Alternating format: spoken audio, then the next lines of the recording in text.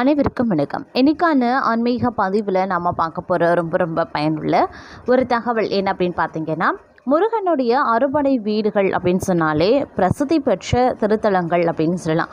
அதில் ஒன்று தாங்க திருச்செந்தூர் முருகன். திருச்செந்தூர் முருகனினுடைய விஸ்வரூப தரிசனம் அப்படிங்கிறது ரொம்ப விசேஷமானது. இப்படி விஸ்வரூப தரிசனத்தை நாம் வழிபட்டோம் அப்படின்னா நமக்கு ஏற்படக்கூடிய நன்மைகள் அப்படிங்கிறது கோடி அப்படின்னு சொல்லலாம்.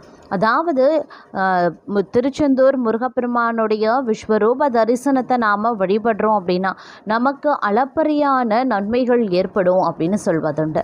அது என்னென்ன, அந்த விஸ்வரூப தரிசனத்தை நாம் எவ்வாறு பண்ணுறது அப்படிங்கிறத மாதிரியான பல முக்கிய பயனுள்ள தகவலை தான் இன்றைக்கி நாம் வீடியோவில் தெரிஞ்சுக்க போகிறோம்.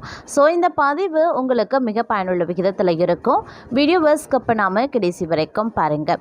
உங்களுக்கு முருகப்பெருமானை ரொம்ப பிடிக்கும் அப்படின்னா ஓம் சரவண பவ அப்படின்னு 3 முறை கமெண்ட் பாக்ஸில் பதிவு பண்ணுங்கள். வாங்க வீடியோக்குள்ளே போகலாம்.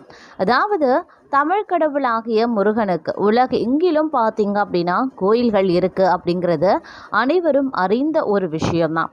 ஆனாலும் வயது வித்தியாசம் இல்லாமல் பெரியவர்கள் முதல் சிறியவர்கள் வரைக்கும் முருகனின் பக்தர்களாக தற்காலத்திலையும் இருந்து வந்துட்டுருக்காங்க.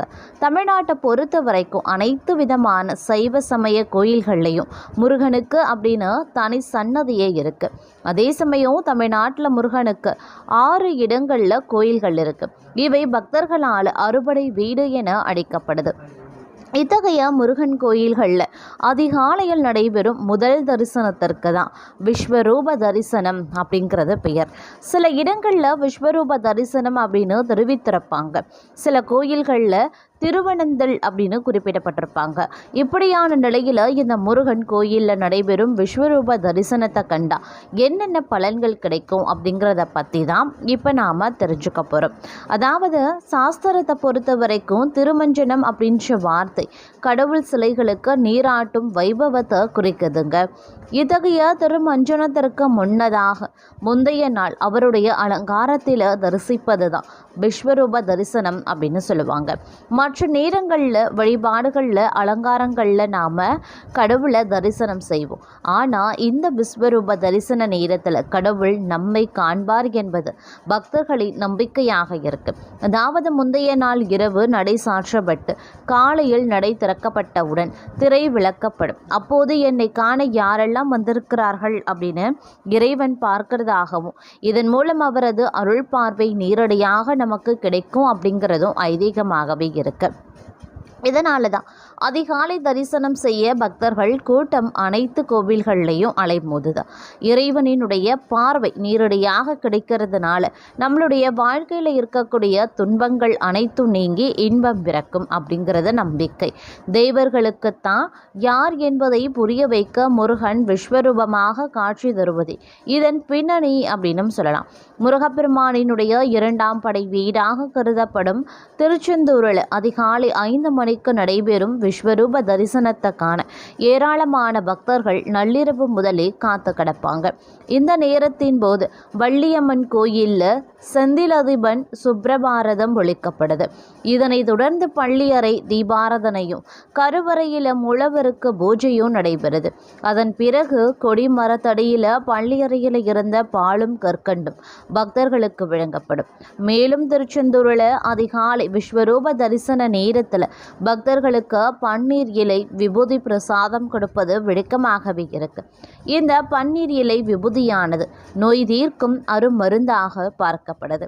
அதே சமயம் பழனியில் மூலவர் சிலை மீது பூசப்பட்ட சந்தனம் பக்தர்களுக்கு சிறு வெள்ளையாக மாறி பிரசாதமாக வழங்கப்படுது.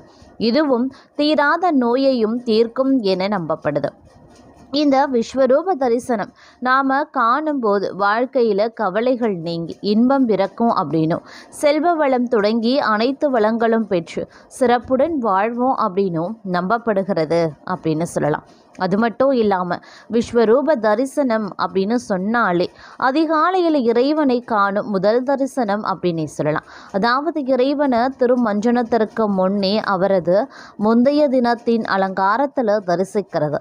திருமஞ்சனம் அப்படிங்கிற சொல் இறை உருவங்களுக்கு நடைபெறும் நீராட்டுதலை குறிக்கும். மற்ற தரிசனத்திற்கும் விஸ்வரூப தரிசனத்திற்கும் என்ன வித்தியாசம் அப்படின்னு பார்க்குறீங்களா? நாம் இறைவனை காண்பது தரிசனம், ஆனால் இறைவன் நம்மை பார்ப்பது விஸ்வரூப தரிசனம். காலையில் முதல் முறை தனக்கு முன் இருக்கக்கூடிய திரை விளக்கப்பட்டதும் தன்னை பார்க்க யார் யாரெல்லாம் வந்திருக்கிறாங்க அப்படின்னு இறைவன் பார்ப்பார். அவரது அருட்பார்வை நேரடியாக நம் மீது விழும். அதுதான் விஸ்வரூப தரிசனத்தினுடைய சிறப்பு.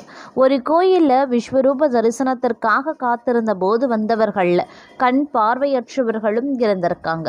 அந்த காலை நேரத்தில் அவர்கள் விஸ்வரூப தரிசனத்திற்கு வந்திருந்தது வியக்க வைத்திருக்கு. இந்த விஸ்வரூப தரிசனத்தின் சிறப்பு அறிந்துதான் அந்த கண் பார்வையற்றவர்களும் வந்திருக்கிறாங்க. இறைவனை அவர்களால் பார்க்க முடியலை அப்படின்னாலும் இறைவனின் அருட்பார்வை அவர்களுக்கு கிடைக்கும் இல்லையா?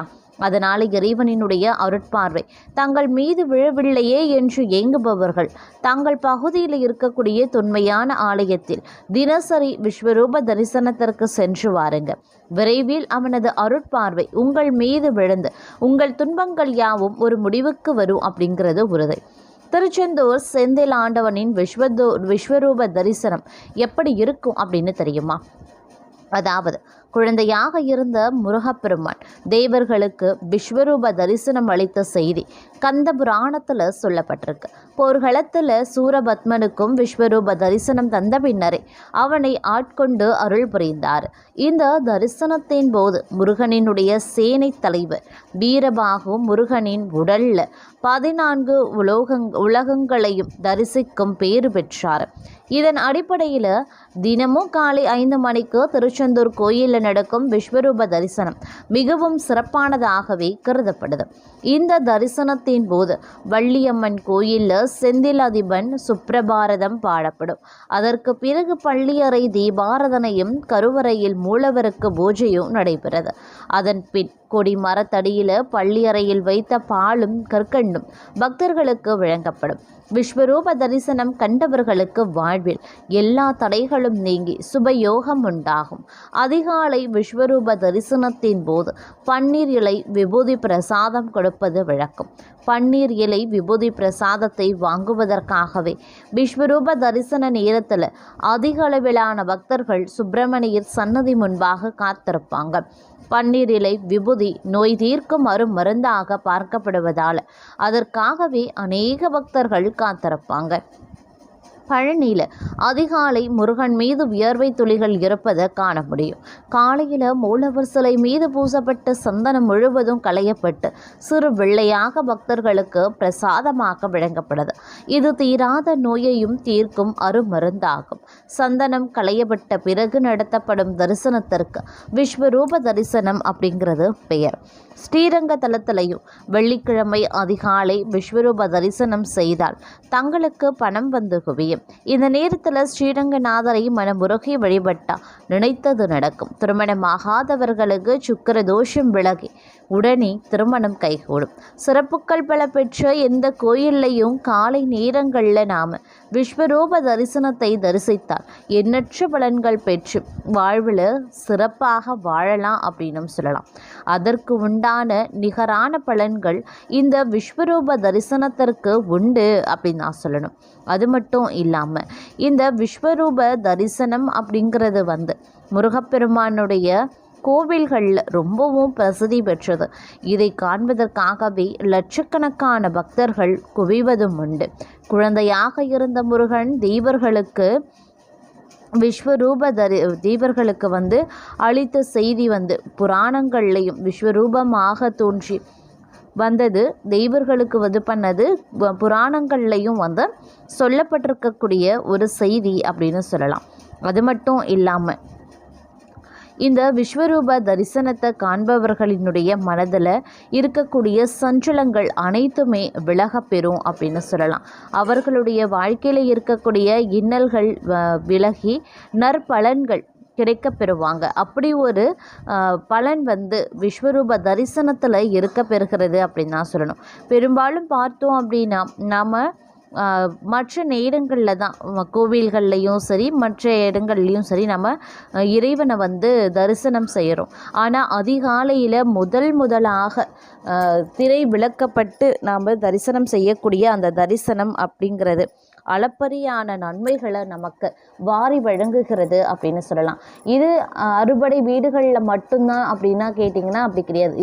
இருக்கக்கூடிய அனைத்து கோவில்கள்லையும் அனைத்து விதமான இறைவனுடைய திருத்தலங்கள்லையுமே இந்த விஸ்வரூப தரிசனம் அப்படிங்கிறது வந்து சிறப்புக்குரியது அப்படின்னு சொல்லலாம். உங்களால் முடிந்தால் உங்கள் அருகில் அதாவது உங்கள் வீட்டுக்கு பக்கத்தில் இருக்கக்கூடிய கோவில்களில் நடைபெறக்கூடிய அந்த தரிசனத்தையும் நீங்கள் கண்டாலும் உங்களுக்கு அதீத பலன்கள் உண்டு அப்படின்னும் சொல்லலாம்.